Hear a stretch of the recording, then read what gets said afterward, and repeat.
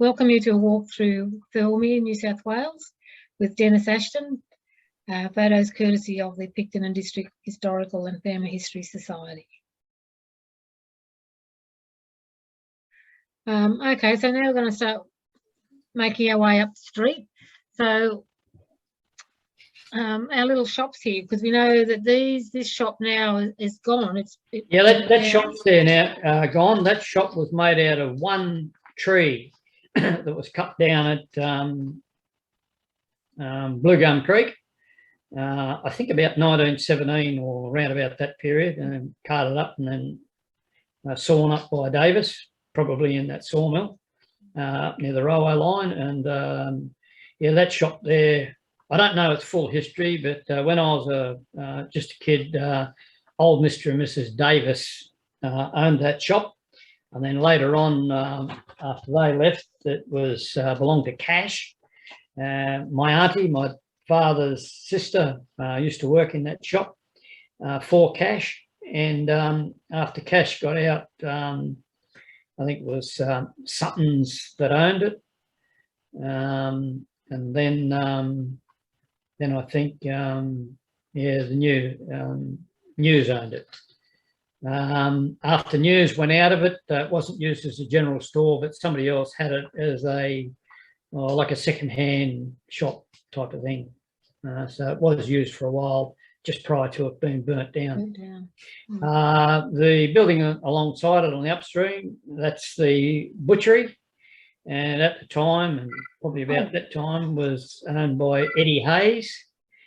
And then the shop alongside it was the newsagents. And when I was a kid, Mr. Marlane had the newsagent. Okay. So there's another view of those three shops. So we've got the little place here that burnt down. Then we've got the butcher shop. And then the next little one to that, which was the news. But my understanding also is that bottom shop that had fuel bowsers there when Cash owned it, and then later on those fuel bowsers were transferred to the petrol station down at Westbourne Avenue when the petrol station was built. Oh. Yeah, that's looks about Thirlmere from 1950s through to probably 1970, something like that, even a little bit later. Yeah. Yeah, well, here they are in 1988. Yeah, you'll notice that the Fettler's house is now gone on the corner. Yeah, yep. And also the paper shop has been torn down and a new building being erected, and that's those shops that are there currently now. And there's Mrs. New. Yeah. So they left here in 1989. And as you said, you can see here where they're building this new shop. Yeah. Where the newsagents was. Thirlmere Hotel, I've done a little bit of research on that and found that it was built in 1889. And the first licensee was James Paviour. But sadly, he took it over in December and he died the following March. He had heart disease. He was only 39. Wow. But and then he actually signed up for a 10-year lease. So his wife then took it on for a little while, but then the building was sold, I think, in 1893, and then new licensees took it over. But that's a photo of James Paviour. And what was interesting is that he was a sergeant in the canteen sergeant in the New South Wales artillery. Yeah. So I guess that's where he got his expertise from, because he actually ran a tap room when he ran the canteen for the artillery. So all right. So an interesting fellow. Short life though. So there, the pub in all its glory, there before they sort of knocked the bell tower off and remodelled it, took the verandas off, obviously. Tooths bought it in 1925. Maybe that's when the big tooth sheath stout went up, I'm not sure. Yeah, Tooths actually took over it around about then, I think, 1940s. Tooths actually owned the hotel. Yes.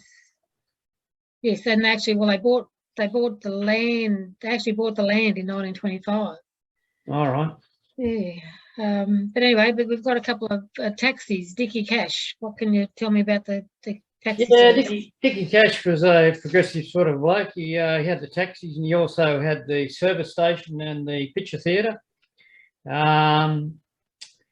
had taxis for a while, and he had radio control. First one with radio control, not radio control, radio taxi. So his wife could get a call on the telephone that somebody wanted him to be somewhere, and she'd ring him on the two-way radio, and off he'd go. Later on, he sold the business to Harry Kane, and then Harry Kane sold the business later on to Jim and Edna Jenkins. They're the last ones that I can remember with taxis in the township itself. But yeah. And this was the taxi phones, I believe. Yeah, that's right. Yeah. So you'd probably go there and ring the house, I'd say, and then the house or the garage, and then they would dispatch a taxi. A couple of more views of the pub, and again you can see those little row of houses. Neat, they look like neat shops rather. Neat little row just there. And power lines too. Yeah, power lines. Main Street.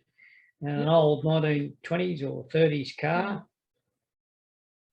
Yeah, it's another good shot of the pub. Must have been fairly extensively renovated too when they finally done it. Took all of that veranda and banister off and the tower off. Yeah. But the Dobson family, they were licensees for a good while. It's actually Ted, and this is a photo of Ted and Dot Dobson. But Yep. Ted's father, he initially had the license in 1939. Had it for a few years, and before Ted took over, I think from memory about 1945 or something like that. But again, the story is told by Tony Dobson, the son of Ted and Dot, about when he was born, the grandfather let off a 21-gun salute from the balcony of the pub, and which the police weren't too impressed with, so they arrested him and confiscated the gun. But yeah, I have heard that story before, and I know Tony quite well. I went to school with Tony. He's about 6 months older than I am, and played local football with Tony. Yeah, and used to play at the back of the pub with him. He built his own swimming pool, helped dig it out, and he got some concrete and concrete lined it, and most of the kids used to play in his little pool in the back at the back of the pub there. How big was it? Not real big, but we could get into it.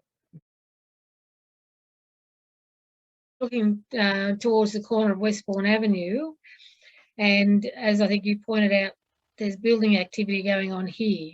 Yeah, that's right. That used to be a vacant lot of land. I understand originally that used to be stockyards and that, just in that part there. It was vacant from that corner there all the way to the Church of England church. There was no buildings there up until these buildings were built and the shops that were later on put down Westbourne Avenue. But you can see Middleton Brothers at the left-hand side. And then, yeah, that new building encompasses the post office and the Pizza Hut, and right on the corner is the post office. And you see by this time there's guttering, there's drainage on the side of the road, which is probably pretty much the same as what it is now. So when you talk about stockyards, and to what, when were they stocked there? No, there's no, it was just an open paddock. The only thing that was on that corner was a big sign that said Thirlmere, the largest egg producing locality in New South Wales. And there was another sign there that said to Noonan's Bridge, Westbourne Avenue to Noonan's Bridge, which is at the bottom end of Westbourne Avenue. But the sign that was there was fairly substantial. just letting everybody know, any visitors into the town know that how Thirlmere changed from a timber town to a big poultry town. Poultry. You think it would have been council, or would have been, say, the local Progress Association? Probably the local Progress Association. Bearing in mind that the head of Thirlmere Farmers Cooperative at the time was the president of Wallumbilla Shire, and that was Perry, I think. So whether he had something to do with it or not, I'm not too sure. All right, so the beginning, Middleton's rather, before Middleton's, it was C.H. Pickard. Yep. And he came to Thirlmere late 1880s and bought up some land. And I found this quote in the Southern Mail of 1922 when he was retiring, and he was talking about how he came to Thirlmere and how he started there, that he thought he was going to grow apples and cut wood, but realised that apples took a long time to grow, apple trees, and that wood cutting was hard work. So he started his store, he says, in a half a tin shed, and he built it up quite substantially. At one time, I think he quoted there was about 68 employees for the various stores that he had. And this is a classic, beautiful photo. Can you sort of position that photo, Dennis, as to... The only place that I can see is around about where Middleton's is at the moment. Somewhere in that facility there. That'd be my best guess. Yeah, that makes sense, because they took over, or eventually took over from Pickard. I think Middleton's took over in 1928. So there must have been I think there was a change. There might have been other people in there before Middleton's. So if he retired in 1922, there's a bit of a gap between there and 1928. Yeah, but that's a great photograph. It's a classic, isn't it? So he had butchers, he had bakery, he had the whole box and dice.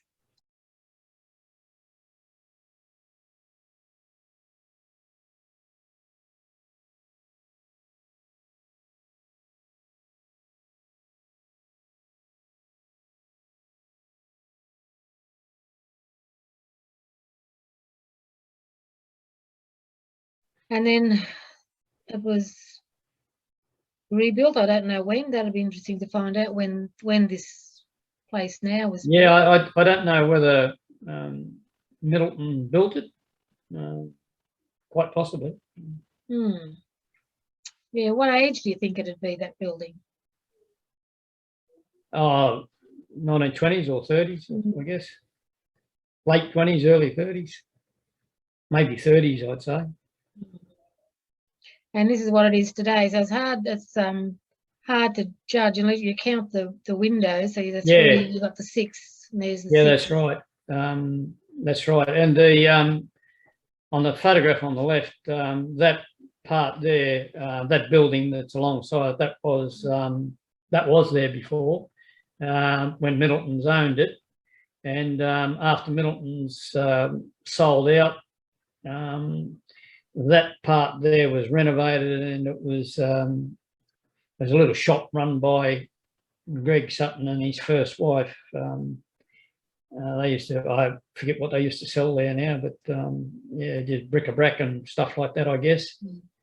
And then part of the other one was used by Michael Chalker for Chalker's music.